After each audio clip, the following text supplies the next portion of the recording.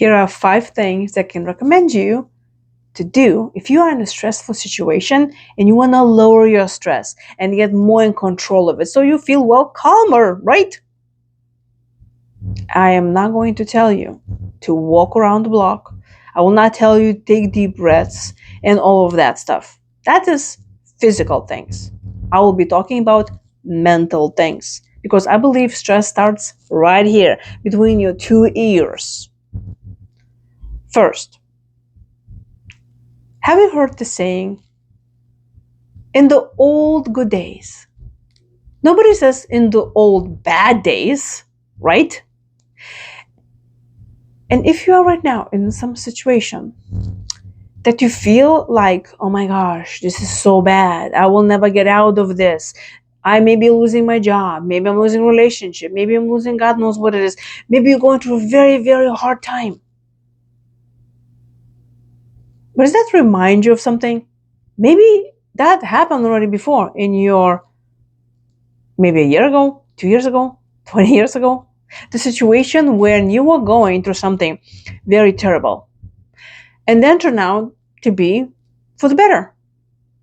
Or just turn out that you actually survived that situation. Because if you're watching this video, obviously you survived. So here is my tool that I recommend for all my stress management clients. Write it down on a list. I know I'm going to ask you to write something. Okay, fine. You can type it up in your phone.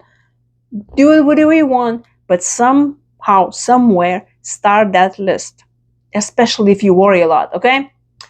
And remember those situations when you felt very bad, depressed, maybe some things were not going well, maybe some relationship fell apart, maybe you didn't get that job.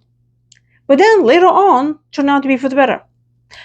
You know, do you have that relationship or that fantasy, or you had a crush on someone when you were a teenager and that you thought that that was like the best guy, the best gal, and later on, like 10 years later, you saw them on the street and then you kind of laughed at yourself. You're like, oh my gosh, that would have been such a mistake if I was that person. I mean, look at them.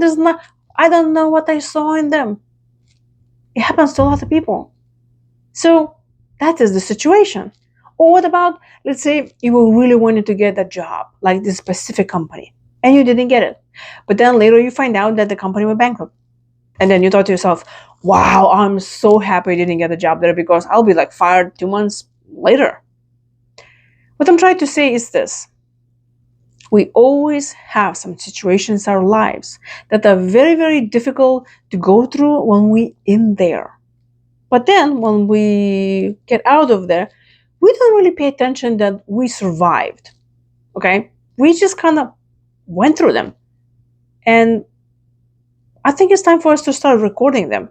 Because if you get in the situation and you're stressing out about something, I would recommend you to pull up that list and read all of those instances where you get through the situation and maybe even end up better. Why do we need this? Because we need to have some sort of evidence to our brain and say, look, do you see? This is probably happening to us right now. The same thing. So chill out. We're going to be okay. We'll survive. Just hang in there. Or ask for help or whatever. So there was something else that when I was writing my book, Crush Stress While You Work, I was reading a lot of research and things. And it was fascinating.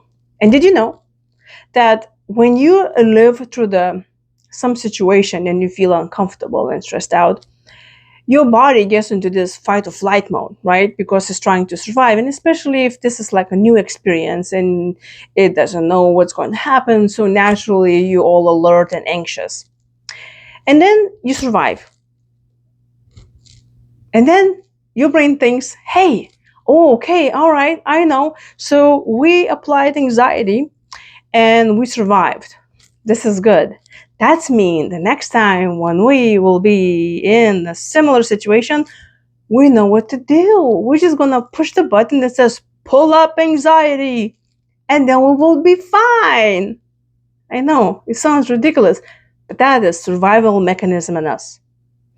So naturally, when you get upset again about something or you get anxious and things change in your environment, you have a tendency to get all yourself wind up about maybe about nothing, but it's looks like the end of the world. Because, well, yes, you're applying the same patterns that you used to do that worked. So, yes, that's very similar. What I'm trying to say is your brain will continue doing something that works in order to survive. But your job is to remind yourself that you will be okay at the end. And that should give you a freedom of doing whatever you want to do, but keeping in mind that you still have control over things, because you can control the way you react to things, how you behave, what you will say, what you will do. So write that list and then continue compiling that list when you are in a situation that looked tragic, nothing's going to work, and then turn out that you survived and it was even better. Second thing that I also recommend to do all my clients is to really think about the future. And I tell you, a lot of stress comes from us worrying about the future. Just watching on the news these days looks like the end's about to, just the world about to end. And there worries a lot of people, naturally. And when you think about it, fortune tellers making their money all the time, especially in the times when people don't know what's going to happen. Why? Because we stress a lot about the future. So how about if we will prepare for the future, so then we don't have to stress about it? I'm proposing create a plan. And did you know that I think there was a Japanese research done that if you ask yourself a question, you can come up with 40 things, 40 steps, 40 excuses, 40 explanations, 40, about 40. That means you can brainstorm, okay? If you really want to, you can find a solution. So what I recommend, let's say you're in a situation right now, let's say you don't know, will you keep a job? Very stressful because you just start thinking, oh my gosh, I'm going to lose my job. I will not be able to pay for my mortgage. I'm going to lose my house. And I know it's very stressful. But how about sitting and stressing about that? Creating a plan and take a piece of paper. Okay, fine. Type it up somewhere. But then start thinking, okay, what is the worst thing that can happen? And then make a plan. All right, I will lose my job. Next thing, what I'm going to do, I'm going to build my resume. I'm going to send it out to some friends. I'm going to start applying for jobs. Okay, what else I'm going to do? I'm going to, I guess, tap my savings. But wait, I have no savings. Okay, well, then I guess I need to ask my mom for money. Oh, where I'm going to live? Well, maybe I can find a basement. You get the gist. So then you prepare yourself. What's the worst thing that can happen? And you go to all the way to the point where you start realizing you still will find some sort of way and you will not die. Because naturally, we are afraid of things that we don't know. Because we want to control things. So when you feel like you have a control over something, it calms you down. Because now you know what to expect. So you don't need to run to the fortune teller, right? Because you already have a plan. You know, if the worst thing happened, this is what you're going to do. And this is a perfect time for you also to reach out to people and say, hey, I think I'm okay now, but what if I ever need money? Can you help me with that? Or if I get kicked out of my house, will you, give me the spare bedroom in your house for a few months until I get my stuff together? Already have a plan. What is that you're going to do? It could be daunting because you're introducing to yourself the worst case scenario. But what happens is when you already go over this process, you introduce this to yourself, and your brain goes through all the worst thing scenarios and kind of not get used to that, but being introduced to that with a solution. So you already know that if the worst comes to worst, I'll be okay. Because even if you get that, God forbids that you will ever need to, use that plan, you will have more control and less stress because you already kind of been there, done that, you already know what to do. And if you ever had a plan that went through, that's great.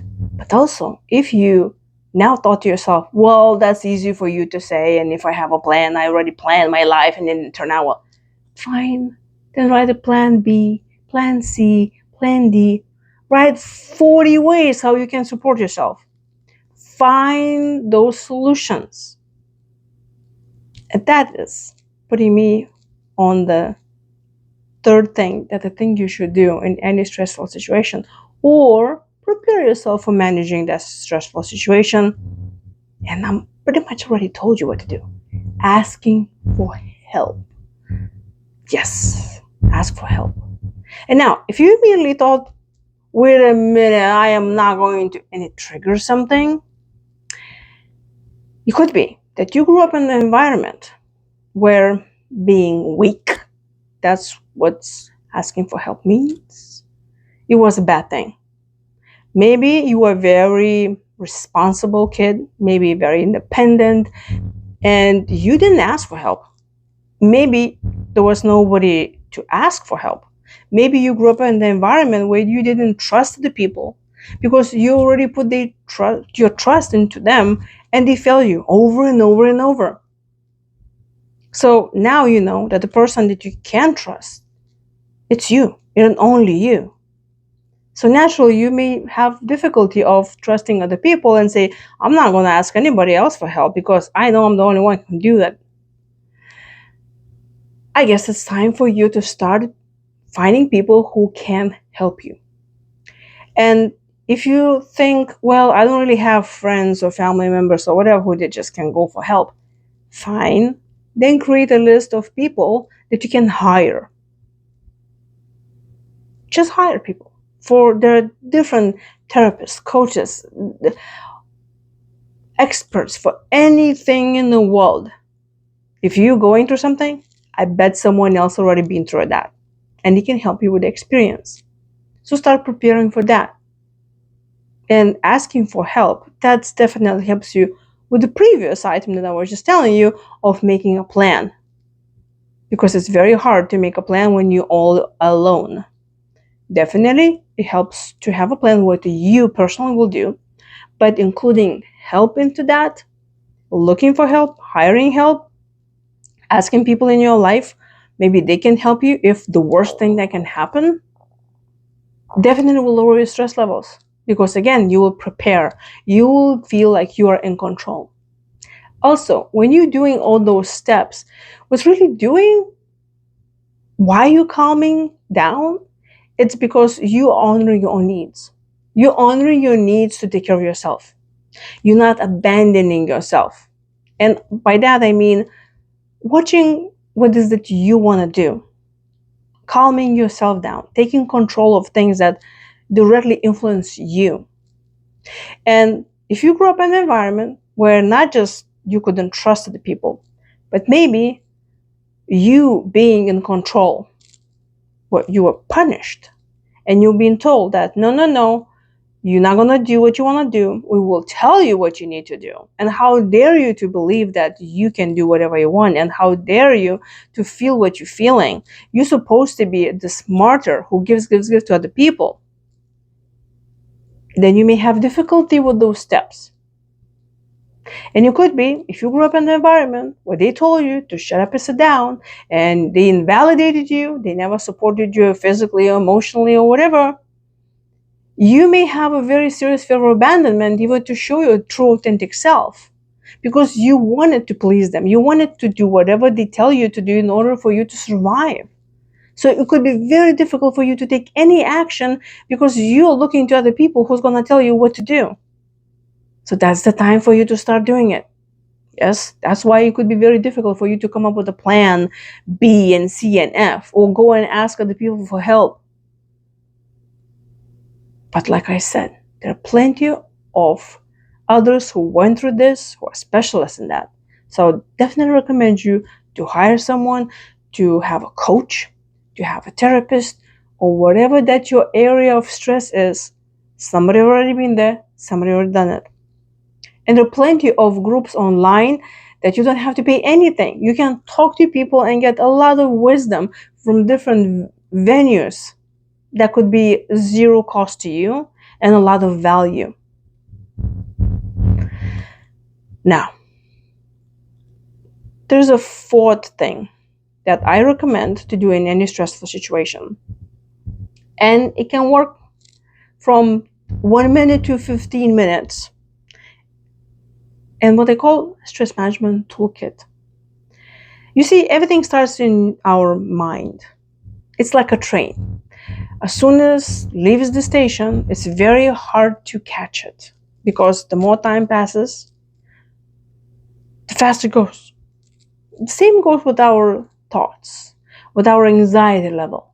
So when something happens, stressful, so let's say you get stuck in traffic and you are late already to go to the meeting, and there you go, you're stuck in traffic and you are really worried about you're going to lose your job because you're not there. Very important to stop yourself and acknowledge and say, oh my gosh, I am about to stress out and I am about to let go of that train, and whatever leaves the station, meaning negative thinking, anxious thinking, will bring more anxious thoughts and you will be more stressed out. And you probably already notice in your life, like, oh my gosh, this the moment when you start thinking about something's going to happen, you just go into catastrophizing. That's another thing, that if you grew up in an environment where you not being supported the way that you needed to be supported, you would have a tendency of catastrophizing things, especially if you grew up with someone who was an addict, a narcissist, or things like that, where you didn't feel safe 100% of the time.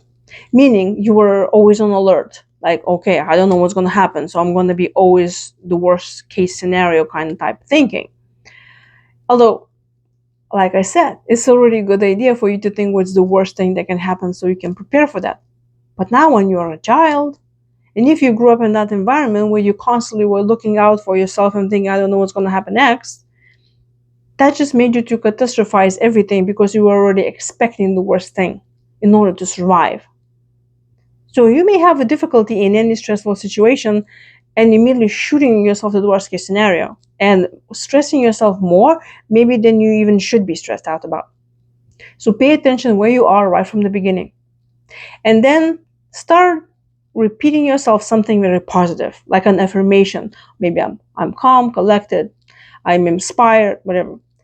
Probably it's even better if you have some sort of affirmation, write it down, then you can read it to yourself on your phone and you just repeat this over and over and over to calm your thinking to the place where you can step out a little bit and then maybe think about your list of, maybe this is not that bad as it seems. Maybe this is working out for me in the end. Maybe will turn out to be for the better. Maybe I am stuck in traffic because then I will not be, getting in some accident. You never know. There's always silver lining somewhere. And then when you get your thoughts together, it's a great idea then to introduce something physical. And I recommend my clients to do physical touch. Like, for example, you can just massage your hands, massage your neck. Because, did you notice when the kids get upset, they start crying, but they always run for the hug?